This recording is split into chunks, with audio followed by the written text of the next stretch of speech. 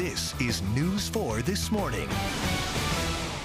Good morning. Thanks for starting your Thursday morning with us. I'm Chris Nagus. And I'm Emily Rao. We start with a really bizarre story that happened last night in the city of St. Charles on the riverfront.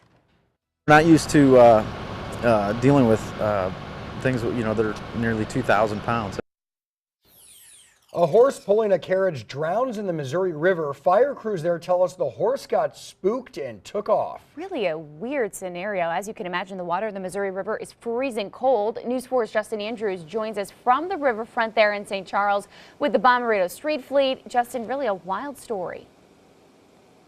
Yeah, Emily, wild, bizarre. In fact, the battalion chief calls it a tragic freak accident. This is something we typically don't hear about every day. But listening to the details here, Chris and Emily, a horse running reckless along the riverfront here in St. Charles with the carriage still attached. We were there as the carriage and horse were pulled from the Missouri River. Here's what happened. The battalion chief says the handler was in the process of dismantling the carriage from the horse and pulling it away. Get this, out of nowhere, the horse somehow got spooked, and then this happened.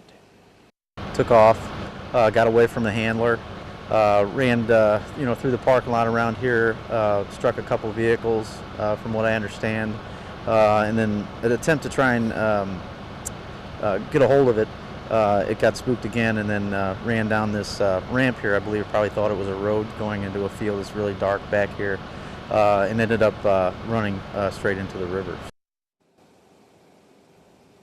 Now, thankfully, no one was hurt because no one was on board. But as you can imagine, this was a different rescue for crews. In fact, they told me that they ran into a few problems. I'll get into that coming up at 6:30. But for now, we're live in St. Charles along the riverfront. I'm Justin Andrews, News 4.